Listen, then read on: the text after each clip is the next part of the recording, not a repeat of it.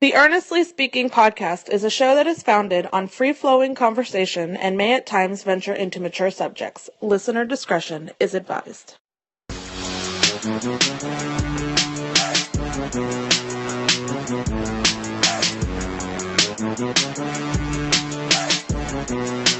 Earnestly podcast coming to you here in studio, in my office, September 10th, 2020. How you guys doing? It's been about 2 weeks. Not on purpose. I swear to you, not on purpose. But I'm kind of glad I took a little break, because obviously this time of year now, especially, I mean, at least in the sports realm for me, and especially now with in the COVID era, because everything has gotten pushed back. You got NFL football's returning tonight. As I'm recording this right now, the opening game, Chiefs and Texans, is on. Chiefs are going to win that one, up 31-7 right now in the fourth quarter. No surprise there, of course. So you have the return of football tonight. Obviously, NBA playoffs is going deep now. Close to the. We're getting close to the conference finals. The MLB Major League Baseball pennant is on as well too. A lot going on. U.S. Open and tennis. Kind of funny. I'm doing a lot of sports now. I haven't done a lot of sports stuff on this show in quite a while, and it's got me thinking too, especially because you guys know this podcast has gone through a lot of changes over the course of the last almost 10 years now. I mean, remember this show started out in 2011 as a sports-centric show, and as time has gone on, you've grown with me. I mean, when I started this podcast, I was not a father. I had just gotten married. And now I have 2 kids, 2 boys, who I love very much. And, you get older. I started this podcast at 31 years old. I'm now 40. You know what I mean? And, things change. Life changes. In this show, I wanted to be more about myself in terms of I wanted the topics or the things we talk about and the guests we have in the show to be more than just one centered thing. Not talking about football or LeBron James all the time. I wanted to be about anything and everything, and we're there at this place now. Now, typically on the show too, especially for the last 9 years, I've always, especially during the NFL season, we talk a lot about football on a weekly basis. I don't know if this year will be the same. I gotta be honest with you. It's not to say that I'm not looking forward to the season, of course, because I kind of am now, as we've gotten. We did the 2.5 hour Over-Unders podcast 2 weeks ago with Zach and Chris. So we had that going on. So obviously I still give a shit about football. I just don't know if I'm going to be able to, or do I actually want to deep dive it the same way I used to? You know what I'm saying? There's so many things going on in the world right now that I'm interested in talking about. You have the election coming up in 60-something days. Got a lot of things going on and things I want to talk about on the show. And football, this doesn't seem important right now. I mean, I'm going to watch it, and I'm probably going to still do my picks every week on the show, which I'll do on the show today, my weekly picks. But beyond that, I don't know if I'm going to have the same energy or the same want to just to go down a rabbit hole every week. Maybe every couple of weeks I'll do it. I don't know. I'm going to play by ear as I go along. Obviously, I say that now, then, I get excited about football, and then next I'm doing, me and Kyle Nash, we're every week going on the show and doing our weekly, wrap-ups and storylines. I mean, we may still do that. Maybe every week, maybe 2 weeks. I don't know. I'm just going to play this open. I'm going to be open-minded about how things go moving forward in terms of the pod, in terms of how we embrace things more going forward, because like I said, the climate now we're in it's different. It's I want to embrace everything and not just have a one track option to just doing this thing. You know what I mean? So we'll see. I'm still I'm still wondering how I'm going to embrace the entire season with the show, but we'll go from there. As for now, this episode obviously is going to be very sports centric. Because I want to get that out. I have done it in a long time. Like I said, got a lot of things going on in the sports world. As for my NFL predictions, I posted my predictions on my social media pages, on my Twitter page, on my Facebook page, and on my Instagram. Basically, my division winners, my wild cards, conference championship, and then the Super Bowl. If you haven't seen it, I'll reiterate now on the show what I posted in terms of who I think can do what this year. Obviously, like I said, a couple weeks ago, I did my over-unders, which I do every year. I've been doing it for the last 9, 10 years now. My favorite podcast of the year, NBA, NFL over-unders every season. So let me see exactly where I got here for predictions in the AFC first. So in the AFC, and if you listen to the podcast a couple weeks ago, I did with Zach and Chris, like I said, the over-unders podcast, check it out, get a chance. It's worth it. 2.5 hours. You love football. Definitely a lot of minutia in there, especially on Chris's end. Chris knows what he's talking about. You would know that I have a sneaky suspicion that the Patriots are not dead yet, and I have the Patriots in the AFC East winning the AFC East. AFC North has the Baltimore Ravens repeating as champs. In the AFC South, I have the Tennessee Titans. I wasn't sure where I would go in the AFC South. It was between Tennessee and Houston and Indy. I know I had Indy on the under, but so I like Tennessee. I think the way they build their team is really, really solid. I think if Ryan Tannehill has another great year, they could actually break through as the third team in the AFC. AFC West, of course, Kansas City Chiefs, not surprised. They're the champs right now. They're playing as we speak on Thursday Night Football, and they're blowing out the Houston Texans. My wild cards, and remember, there are 3 now because this year, with the new amended playoff format, you now have 7 teams per conference. My wild cards are the Buffalo Bills, the Pittsburgh Steelers, and Cleveland Browns. Now, with the Buffalo Bills, a lot of folks had the Bills win the division. I like that. And that's, that could be the case. I've said in the podcast 2 weeks ago that how well the Bills do this year is dependent on Josh Allen's progression. This is Josh Allen's third year, the quarterback, as the Bills. If he has a phenomenal year where he starts forming the top 10 quarterback, conversation, this team can win 12, 13 games this year. I can see that scenario playing out, and then they win the division.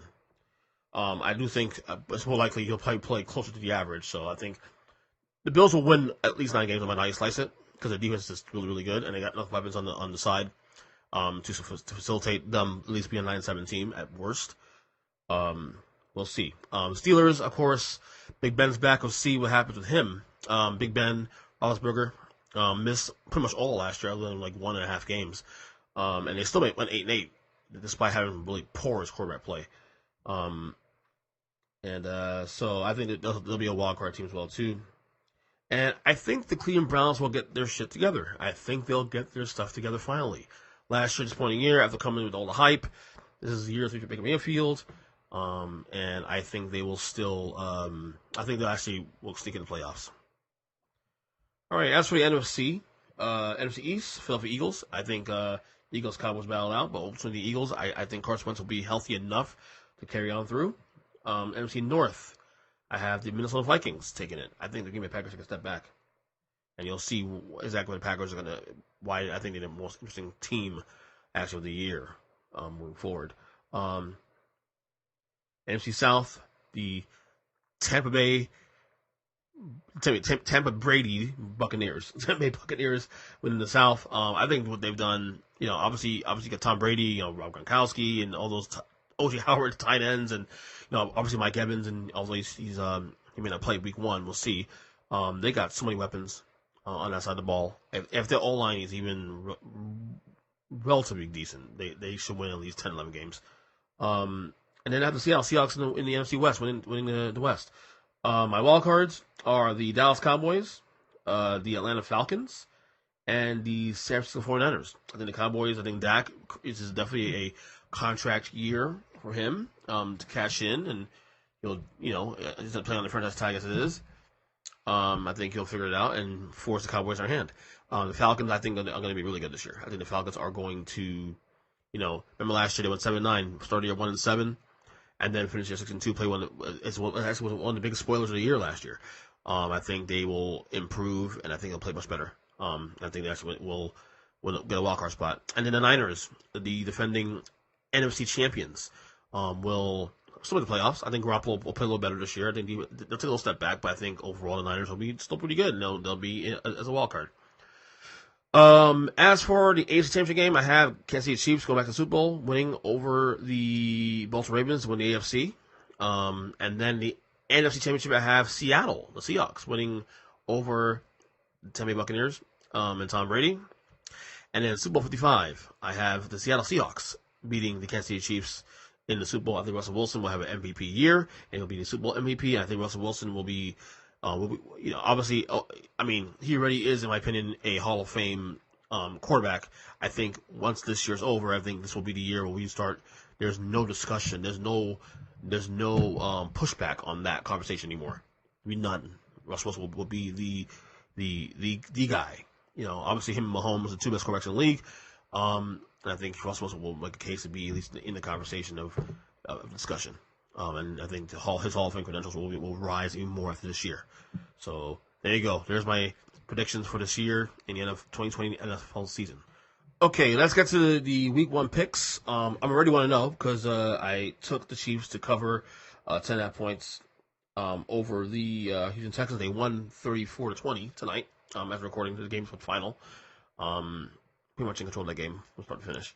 So, want to know for this week. I think what we'll probably do this year, is we'll end up doing these. I'll end up doing my spreads this year alone, if anything. We'll see. All right, first game up here: the Dolphins heading to New England to face the Patriots. The Pats are 6-point favorites. The Patriots, I've not seen a spread against the Dolphins like this. Patriots, Dolphins spread this low, and this long. I mean, obviously Tom Brady and the defense, the Patriots defense, lost a lot of starters. I still like the Pats here. I think this is going to be. I said the Pats are going to win the division this year. I think this Cam Newton, most improved player of the year, Bill Belichick, possible coach of the year. I like the Pats to come out on all cylinders. I think the Dolphins will be competitive going forward, but I think this week 1 and just the anticipation of the Patriots and what I think is going to happen this year. I don't think they're a Super Bowl contender, but I think they're definitely going to be a playoff team, though. So Pats will cover 6 points. I'll take the Pats to cover 6 points. All right. The Cleveland Browns heading to Baltimore for the Ravens. The Ravens are 8-point favorites. The over/under is 48.5.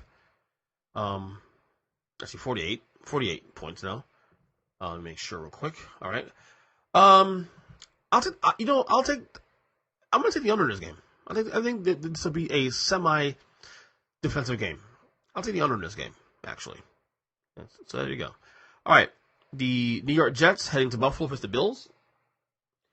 Bills right now are 5-point favorites. The over/under is... Actually, I'm sorry. The Bills are 6.5-point favorites now.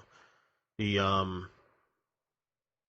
go above bottom real quick. Yeah, 6.5-point favorites. The over/under is 39.5.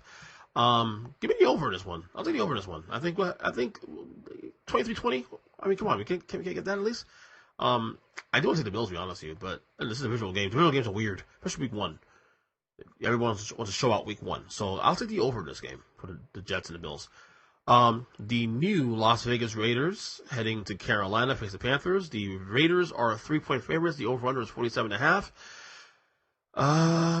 Let me see here. I think Carolina's gonna be bad this year, to be honest with you. But it's week 1.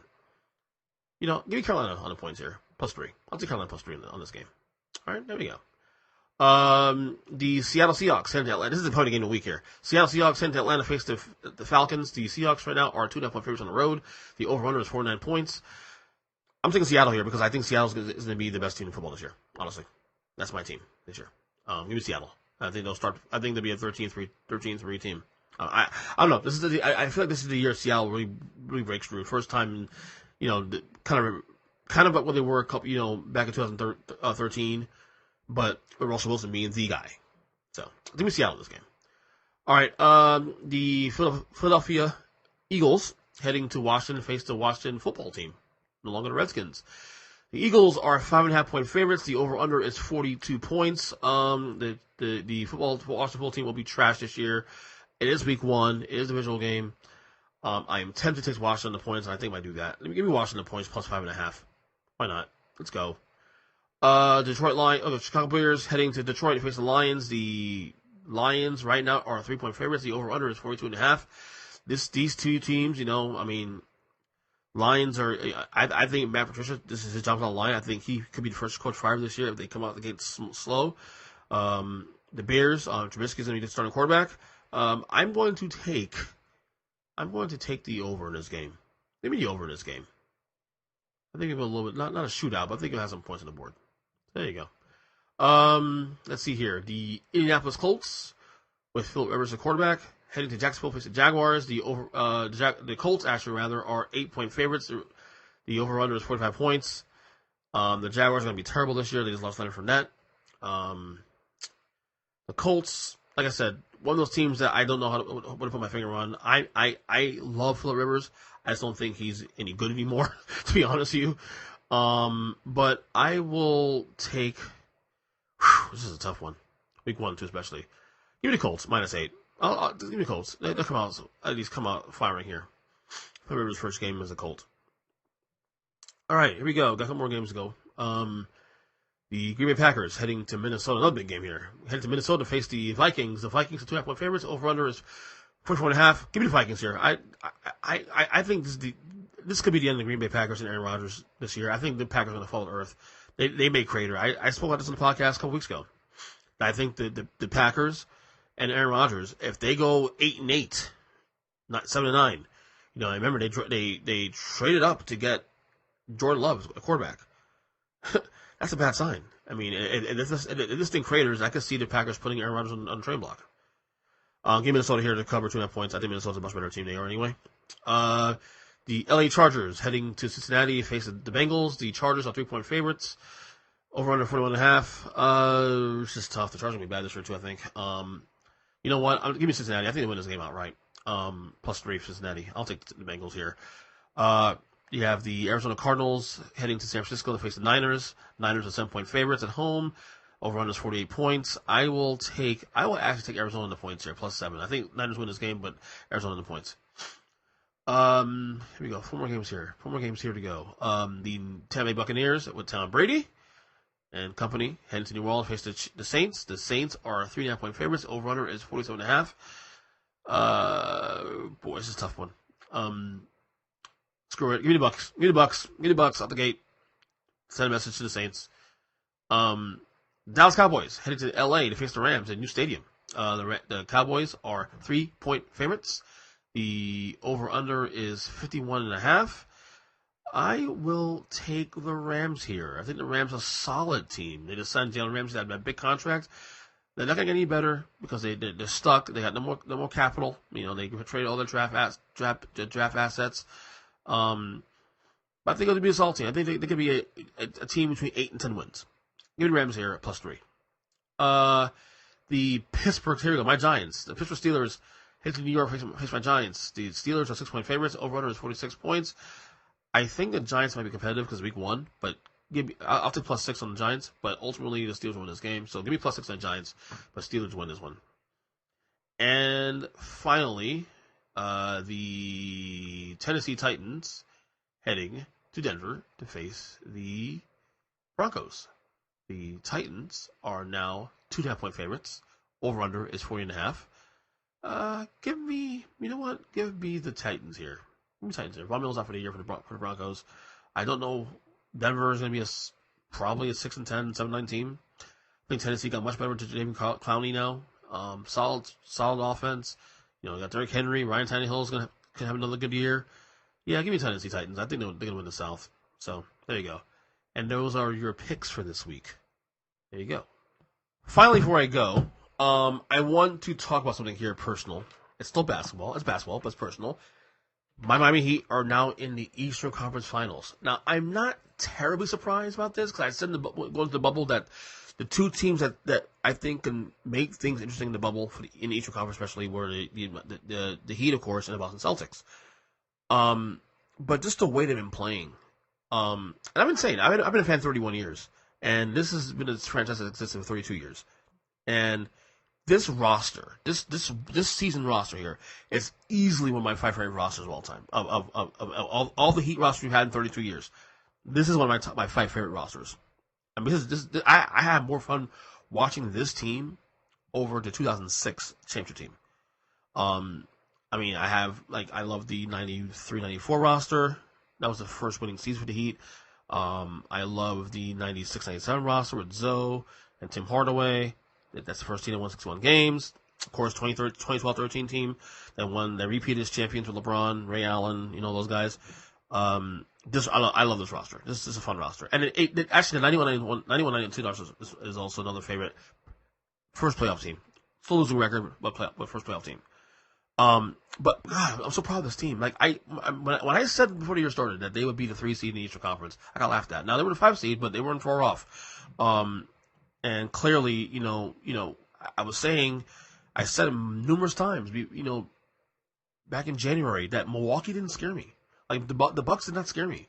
Like I felt this team, matchup wise, had enough weapons to limit Giannis. Not gonna stop Giannis Antetokounmpo, but you can at least limit him. Between Andre Iguodala, Jimmy Butler, Bam Adebayo, Jay Crowder, you name it. They had so many guys to throw at him to make him work. And then you're relying on Chris Middleton to kill you, or Kyle Korver and all those guys. So it didn't surprise me that the Heat beat the Milwaukee Bucks. I'm surprised they won in 5 games, and it really should have been a sweep. Game 4 should have been a sweep. That's my opinion. I didn't expect them to sweep Indiana, but geez, good Lord! But I'm just surprised how well they're playing. That's what gets me. That's what's really impressed me more than anything else, is just how well they've been playing as a unit. And I'm so proud of this team. Like, I mean, if you have had any doubts about Eric Spoelstra as a head coach, about being a top 5 coach, that should end right now. He's easily a top 5 coach. I have him a top 3 coach personally. That's just my opinion. But yeah, I'm really proud of this team, man. This team has really done wonders, and like I said, they actually had a schedule, and they're gonna have a chance to be a serious, and the way they're playing too, especially they can have a chance to be a serious bidder to Giannis. Not next year, but the year after. Not this coming summer, I say, not this offseason, but the following offseason. If Giannis decides to take meetings with Golden State or Miami or Milwaukee, whatever, I think the Heat have made a case for themselves that they have a solid foundation here, which we all know that already. The culture, Heat culture, But I'm so proud of this team, man. I'm so proud of this team. So much fun to watch. Jimmy Butler, Jimmy Butler is such a perfect. I was saying to a couple of friends of mine a couple days ago that Jimmy Butler is the perfect extension of Pat Riley and Eric Spoelstra, and he's the first really grinder superstar grinder we've had since Alonzo Mourning. Like Dwayne Wade had his moments, but Dwayne Wade was mostly finesse and Hollywood, and by the way, he won 3 rings, so he doesn't back up anybody. But Jimmy Butler reminds me so much of Alonzo Mourning. This is the way he approaches the game, the grit, and this roster is just balanced so well. You have the young players in Tyler Hero and Duncan Robinson, and Bam is only in his 3rd year, and then you have the veterans and Jimmy Butler, Iguodala, and you have all the Goran Dragic just having phenomenal. But Goran Dragic, I've been saying for the last couple months that he's close to my top, if not in my top 5 personal favorite Heat players in history of the franchise. Just because of the fact that this guy started the year off the bench, because the plan was to have him be a guy that would bring energy to the team. And he's been phenomenal for this team this year. Not just in the playoffs, but all year long. Just really proud of this team. The one thing I will say, because obviously Toronto and Boston are going to go to Game 7 tomorrow as we're recording, or tonight as the recording comes out. I don't want to play Boston. Boston scares me. Period discussion. I'd rather play Toronto. But I got a feeling Boston's to win Game 7. So that's been a fun series too to watch as well. Lakers up 3-1 now over the Rockets. LeBron looking good. Yeah, Houston's done. They're cooked. They'll be done on Saturday, Sunday, wherever Game 5 is. The Clippers too. Also, they're going to finish Denver probably tomorrow night, and we'll get the Clippers Lakers conference finals in the West, and we'll get the of course Miami will probably play Boston. I think we'll see. Miami we winner for Boston, Toronto, but it's been a fun bubble. The bubble, really, to be honest, is done very well. Like I'm really impressed at how smooth things have gone in the bubble so far. The NBA's done a fantastic job. Obviously you had the pause a couple of days because of the Jacob Blake situation and whatnot. And obviously the players protesting for a couple of days. But even with that, things have got not obviously don't want to forget what happened, but it's kind of back to work, and all of a sudden everything's been smooth again since then. So I don't know. The NBA is again the leader in how to do this in the COVID era. very impressive. I'm very impressed with Adam Silver and what they've been doing, and everybody else in general in the NBA. Very, very impressed. So, like I said, let's go Heat, and hopefully the best scenario that can work out more than anything else is seeing the Heat and the Lakers in the finals, and I mean, fingers crossed Heat win that series, and kind of throw it into LeBron's face. That's how I would like to see. To be honest with you, that's my perfect scenario for this entire playoff run. So anyway, that'll do it. Little short pod today. We'll get back to it. We'll have a lot of podcasts this week. Of course, also check out my newsletter at earnestlyspeaking.substack.com. I've been writing a little bit there. Took a little break this week from writing, but I'm going to ratchet it up probably the next couple of days. Other than that, podcasts on Apple Podcasts, Spotify, Stitcher Radio. We're going to have a lot of podcasts in the next couple of days, so here for it. Love you guys. Take care, and see ya.